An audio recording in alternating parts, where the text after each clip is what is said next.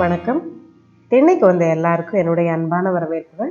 இன்னைக்கு தென்னையில் நம்ம பார்க்க போகிறது தென் மாவட்டங்கள், அதாவது தமிழகத்தோட தென் மாவட்டங்கள், தூத்துக்குடி, திருநெல்வேலி மாவட்டங்களை எடுத்துக்கிட்டோம்னா அங்கே நோய் பரவுற காலங்களில் விஷக்குருணின்னு ஒரு மருந்து தயாரித்து கொடுப்பாங்க. உங்கள் வீட்டில் பெரியவங்க இருந்தாங்கன்னா அவங்ககிட்ட கேட்டு பார்த்தீங்கன்னா இது உங்களுக்கு தெரிஞ்சிருக்கும். இந்த விஷக்குருணிங்கிற பேர் கட்டாயம் தெரிஞ்சிருக்கும். இப்போ அந்த மருந்தோட செய்முறையும் நம்ம இந்த பதிவில் பார்க்க போகிறோம்.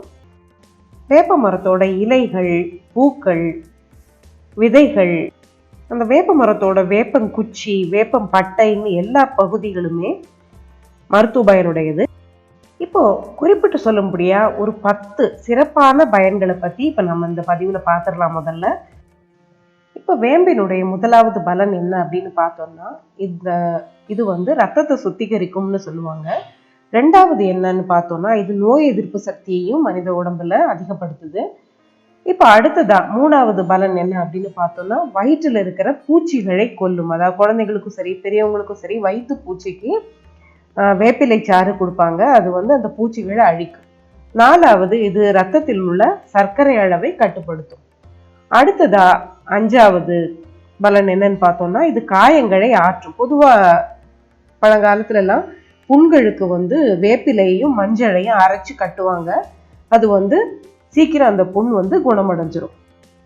ஆறாவது பலன் என்னன்னு பார்த்தோம்னா, இது பல் ஈறு பிரச்சனைகளுக்கு மிகச்சிறந்த தீர்வா இருக்கும்.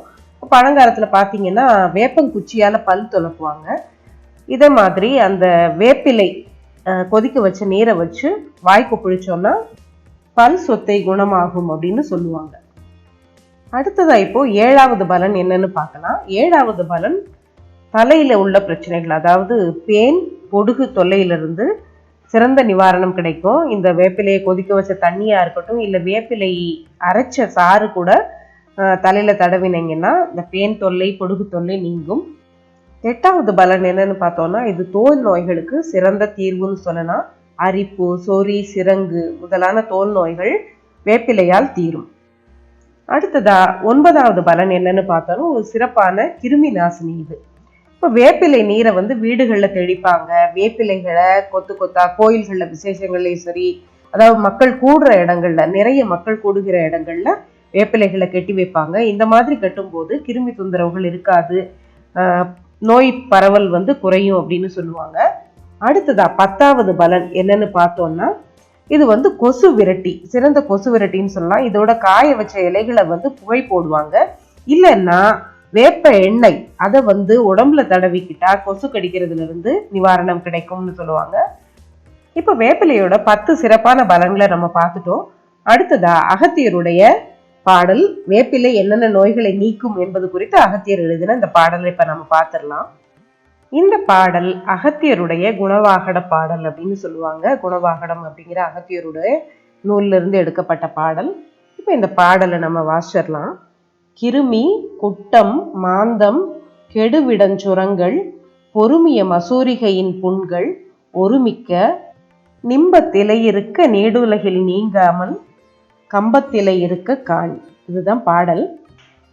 இப்ப இந்த பாடலுடைய பொருள் என்ன அப்படின்னு பார்த்தோம்னா, கிருமி, குட்டம், மாந்தம், அதாவது கிருமி அப்படிங்கிறது வயிற்றில் இருக்கிற கிருமிகளை குறிப்பிடுவாங்க. பொதுவா வயிற்று பூச்சிகள்.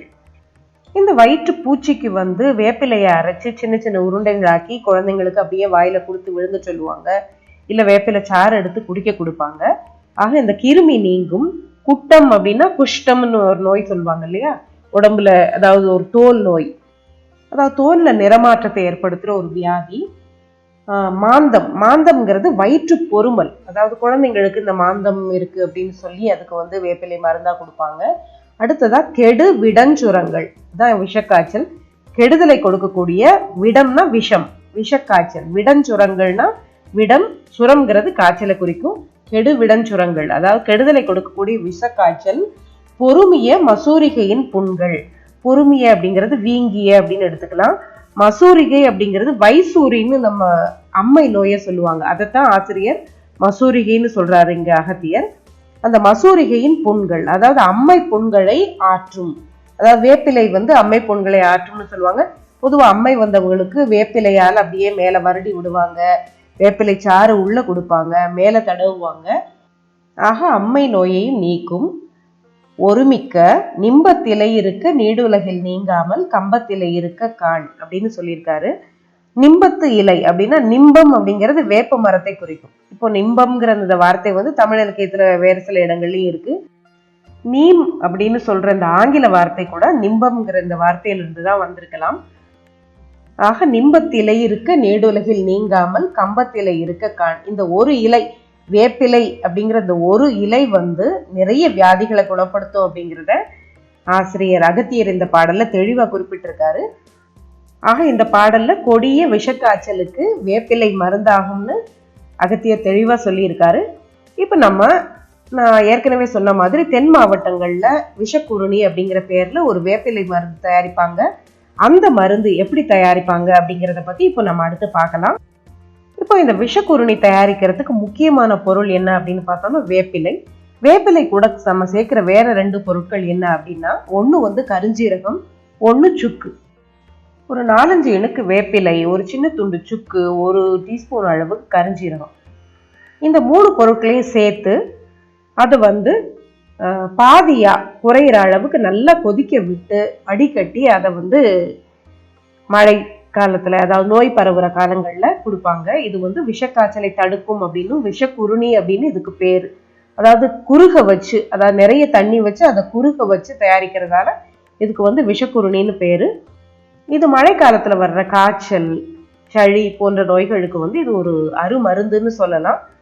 ஆக இப்ப நம்ம விஷக்குருணி எப்படி தயாரிக்கிறதுன்னு பார்த்தோம், வேப்பிலையுடைய பயன்களையும் பார்த்தோம், அகத்தியருடைய பாடலையும் விளக்கமா பார்த்தோம். இந்த பதிவு உங்களுக்கு பிடிச்சிருந்தா சேனலுக்கு நீங்க புதுசா வந்திருந்தீங்கன்னா மறக்காம சேனலை சப்ஸ்கிரைப் பண்ணிக்கோங்க. இன்னும் ஒரு நல்ல தலைப்புல அடுத்த ஒரு பதிவுல சந்திக்கலாம். நன்றி.